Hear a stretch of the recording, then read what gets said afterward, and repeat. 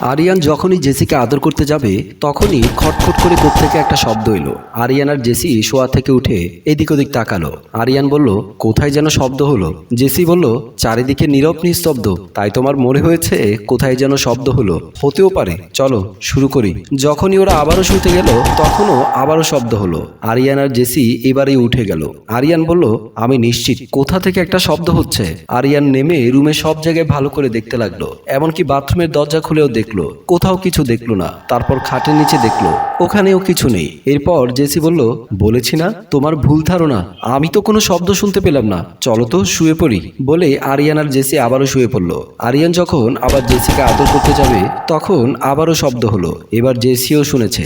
JC বলল, আমার মনে হচ্ছে দরজায় কে যেন টোকা দিয়েছে। আমাদের ঘরে তো তুমি আর আমি এবং আমার পঙ্গু মা ছাড়া আর কেউ নেই। মা তো হাঁটতেই পারে না, সারাদিন বিছানায় শুয়ে থাকে, এমনকি পায়খানা প্রস্রাবও বিছানায় করে। তাহলে আমাদের দরজায় টোকা দিল কে? চলো তো দরজা খুলে দেখি।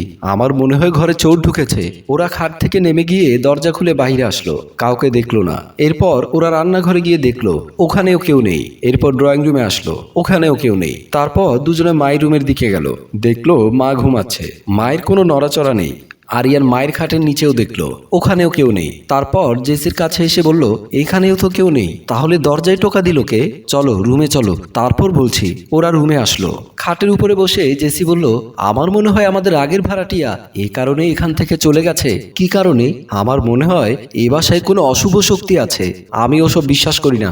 বিশ্বাস করো আর না করো, তুমি এক কাজ করিও, কালকে অফিস থেকে আসার সময় মসজিদের হুজুর নিয়ে এসো, উনি দোয়া দরুদ পরে ঘর বন করে দেবে। আচ্ছা দেখা যাক, আজ আর কিছু করতে হবে না, এখন শুয়ে পড়ি। বলেই দুজনে শুয়ে পড়লো। পরের দিন সকালবেলা আরিয়ান অফিসে যাওয়ার জন্য রেডি হয়ে মায়ের রুমে আসলো। মা দোলা বেগম তখনও শুয়েছিল। আরিয়ান মায়ের কাছে গিয়ে বলল, মা এখন কেমন লাগছে? দোলা বেগম বলল, এই বয়সে আর ভালো থাকা, মরে গেলেই বাঁচি রে বাবা। মা, তুমি মরে গেলে পৃথিবীতে আমার আপন বলতে আর কেউ থাকবে না, সুতরাং তুমি মরার কথা বলো না। তুই কি এখন অফিসে যাচ্ছিস বাবা? হ্যাঁ মা, অফিসে যাচ্ছি। তোমার জন্য কিছু আনতে হবে? না রে বাবা, আমার কিচ্ছু লাগবে না, তুই তাড়াতাড়ি বাসায় ফিরে আসিস। তুই বাইরে থাকলে মনটা সারাক্ষণ উচাটনে থাকে, পঙ্গু মানুষ, নড়াচড়া করতে পারি না। মা, তুমি চিন্তা করিও না, এবার প্রভিডেন্ট ফান্ড থেকে টাকা তুলে তোমাকে চেন্নাই ভেলুরে নিয়ে গিয়ে চিকিৎসা করাবো, দেখবে তুমি আবার আগের মতো হাঁটতে পারবে। ঠিক আছে বাবা, তুই অফিসে যা, তোর আবার দেরি হয়ে যাবে। আরিয়ান অফিসের উদ্দেশ্যে চলে গেল। আরিয়ান যখন অফিসে যাওয়ার জন্য সিঁড়ি দিয়ে নামছিল তখন আরিয়ানের সাথে একটা অপরিচিত ছেলের ক্রস হয়। ছেলেটির নাম ছিল আজাদ। আজাদ আরিয়ানকে দেখে কিছুটা ভয় পেলে সাহসের সাথে পাশ কেটে চলে যায়। আরিয়ান নিচে নেমে যায়, আজাদ উপরে উঠে আসে। আজাদ আরিয়ানদের বাসার সামনে এসে কলিং বেল টিপলো। জেসি দরজা খুলে দিল। আজাদকে দেখে বলল, এত তাড়াতাড়ি কেন আসলে? আর একটু হলে তো আমার স্বামীর সামনে পড়ে যেতে। ওনার সাথে আমার সিঁড়িতে দেখা হয়েছে, তোমাকে চিনতে পারেনি তো? চিনবে কিভাবে? উনি কি কখনো আমাকে দেখেছে নাকি? প্রতিদিনই তো অফিসে যাওয়ার পরে আমি তোমার বাসায় আসি। জেসির মন খারাপ ছিল। আজাদ বলল, কি ব্যাপার, তোমার মন খারাপ কেন? দরজায় দাঁড়িয়ে ওসব কথা বলা যাবে না। আমার শাশুড়ি পঙ্গু হলেও কান কিন্তু হরিণের মতো। চলো আমার রুমে চলো। বলেই আজাদ ও জেসি রুমের দিকে চলে গেল। আরিয়ান অফিসে বসে বসে কাজ করছিল। এমন সময় পিয়ন শফিউল এসে আরিয়ানের টেবিলে এক কাপ চা দিল। তারপর বলল, স্যার আপনার আর কিছু লাগলে বলিয়েন। আচ্ছা বলবো। শফিউল চলে যাচ্ছিল। এমন সময় আরিয়ান আবারও ডাক দিয়ে বলল, আচ্ছা শফিউল। শফিউল ঘুরে দাঁড়িয়ে বলল, কিছু লাগবে স্যার? আচ্ছা তোমার সাথে কি এই এলাকার ইমাম সাহেবের সাথে পরিচয় আছে? কেন বলুন তো স্যার? আমার বাসাটা একটু বন করতে হবে, ভূতের উৎপাত বেড়ে গেছে। স্যার আমার সাথে ইমাম সাহেবের পরিচয় না থাকলেও একটা কবিরাজের সাথে পরিচয় আছে। কবিরাজ নয়, আমার দরকার ইমাম সাহেব, কামেল হুজুর। আমি ইসলামিক শরিয়া মোতাবেক আমার রুমগুলো দোয়া দরুদ দিয়ে বন করব।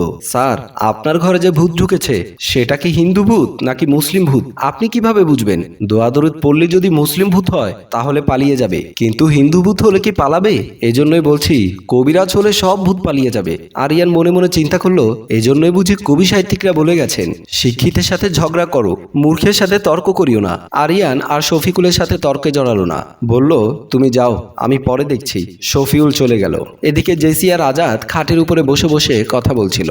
জেসি বলল, একটা সময় মনে করতাম চাকরিজীবী স্বামী ভালো, ব্যবসায়ী স্বামীরা দিনরাত 24 ঘন্টা ব্যবসা নিয়ে পড়ে থাকে, তাই চাকরিজীবী স্বামী বিয়ে করলাম। এখন দেখি চাকরিজীবীদের কোনো স্বাধীনতা নেই, মন চাইলেও কোথাও ঘুরতে যেতে পারি না। স্বামীটাকে নিয়ে যে কোথাও ঘুরবো সে সেই সুযোগও নেই, রাতেও ঠিকমতো সময় দেয় না, বলে সকালে অফিস আছে। আজাদ বলল, তোমার সব কথা তো শুনলাম, এখন আমার হাতে সময় নেই, তাড়াতাড়ি কাজ ছেড়ে আমাকে বিদায় দাও। ঠিকই বলেছো, কখন আবার আমার শাশুড়ি আমাকে ডাক দেয় তার কোনো ঠিক নেই, চলো তাড়াতাড়ি সেরে ফেলি। যখনই ওরা শুয়ে একজন আরেকজনকে আদর করতে যাবে এমন সময় দরজা লক করার শব্দ পেল। সাথে সাথে জেসি এবং আজাদ শোয়া থেকে উঠে বসে গেল। আজাদ বলল, দরজা লক করলো কে? তোমার শাশুড়ি এসে দরজা লক করে দিল নাকি? আমার শাশুড়ি তো পঙ্গু, হাঁটাচলা করতে পারে না, তাহলে দরজা লক করলো কে? আগে গিয়ে দেখি সত্যি সত্যি দরজা লক করলো নাকি এমনি শব্দ হলো। আজাদ দরজার কাছে এসে দেখলো বাহির থেকে কে যেন দরজা লক করে দিয়েছে। আজাদ বলল, সত্যি তো, বাহির থেকে কে দরজা লক করে দিয়েছে, দরজা তো খুলতে পারছি না। জেসি দৌড়ে এসে সেও চেষ্টা করলো দরজা খোলার জন্য, কিন্তু দরজা খুলতেই পারলো না। আজাদ বলল, এই কাজ কে করলো? সম্ভবত অশুভ শক্তি দরজা নক করে দিয়েছে। কি বলো, অশুভ শক্তি? হ্যাঁ, আজ বেশ কয়েকদিন ধরে আমরা স্বামী স্ত্রী কিছু করতে গেলে এমন সময় এরকম কিছু ঘটনা ঘটছে। এইসব ঘটনা কে করে আমরা নিজেরাও জানি না, কাউকে দেখিও না। দোলা বেগম শুয়ে শুয়ে তার ছেলেকে ফোন করলো। আরিয়ান তখন অফিসের কাজ করছিল। মায়ের কল পেয়ে রিসিভ করে বলল, হ্যালো মা, কিছু বলবে? বাবা, তুই কোথায়? মা, আমি তো অফিসে। বাবা, তুই একটু তাড়াতাড়ি বাসায় আয়। কেন মা, তোমার কি খারাপ লাগছে? হ্যাঁ বাবা, তুই যত তাড়াতাড়ি পারিস বাসায় আয়। আরিয়ান বলল, ঠিক আছে মা, আমি আসছি। বলেই মোবাইলের লাইন কেটে আরিয়ান বাসার উদ্দেশ্যে চলে গেল। আরিয়ান দোলা বেগমের রুমে এসে বলল, মা, এখন তোমার কেমন লাগছে? দোলা বেগম বলল, আমার আগের চাইতে একটু ভালো লাগছে। বৌমা কোথায়? একটু খুঁজে দেখতো, তাকে পাচ্ছি না কেন? আমি অফিসে যাওয়ার সময় সে তো বাসায় ছিল, এখন আবার কোথায় গেল? তোর রুমের দিকে গিয়ে দেখ, হয়তো রুমে ঘুমাচ্ছে। আরিয়ান তখন মায়ের রুম থেকে নিজের রুমের দিকে চলে গেল। নিজের রুমে এসে দেখতে পেল বাহির থেকে দরজা লক করা। দরজা খুলে ভেতরে ঢুকতে দেখতে পেল জেসির সাথে একটা ছেলে বসে কথা বলছে। আরিয়ানকে দেখে জেসি এবং আজাদ ভয় পেয়ে গেল। জেসি বলল, আরিয়ান, তুমি এমন অবেলায়? হ্যাঁ, আমি অবেলায় যদি না আসতাম তাহলে তোমার আসল রূপ আমার কাছে কখনোই ধরা পড়তো না। ঘরে আমার পঙ্গুমা, অফিসে আমি দিনরাত পরিশ্রম করে মরছি, আর তুমি পরপুরুষ নিয়ে? ছি ছি। জেসি বলল, আমাকে মাফ করে দাও, এমন ভুল আমি আর দ্বিতীয়বার করব না। তোমাকে মাফ করি বা না করি সেটা পরে, কিন্তু আমি ভাবছি তোমাদের ঘরের ভেতরে রেখে বাহিরে দরজা লক করে দিয়ে আমার এত বড় উপকারটা কে করলো? আমি করেছি। ওরা সবাই ঘাড় ঘুরিয়ে দেখে অবাক হয়ে গেল। হ্যালো ভিউয়ার্স, দরজাটা লক করলো কে? কিংবা আরিয়ান জেসির মিলনের সময় খটখট আওয়াজ করে কে? এখন এসে কে বলল আমি লক করেছি? সব প্রশ্নের উত্তর জানতে হলে অপেক্ষা করতে হবে আগামী পর্বের জন্য। আপনারা যদি আগামী পর্ব দেখতে চান তাহলে কমেন্ট করে জানিয়ে দিন। আমরা আপনাদের মতামতের উপর ভিত্তি করে দ্বিতীয় পর্ব নিয়ে খুব শীঘ্রই হাজির হব। ততক্ষণ পর্যন্ত সবাই ভালো থাকবেন। আমাদের গল্পটি শেয়ার করে সবাইকে দেখার সুযোগ করে দেবেন। ধন্যবাদ।